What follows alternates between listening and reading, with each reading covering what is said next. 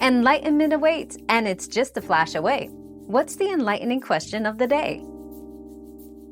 The best way to prepare smoked salmon is to start with high-quality, fresh salmon fillets.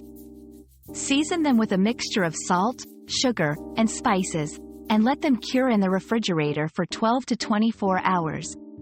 After curing, rinse the fillets and pat them dry.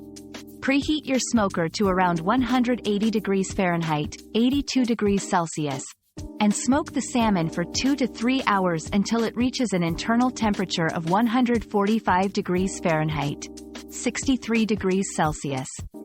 Serve it with bagels, cream cheese, or in salads for a delicious, versatile addition to your meals.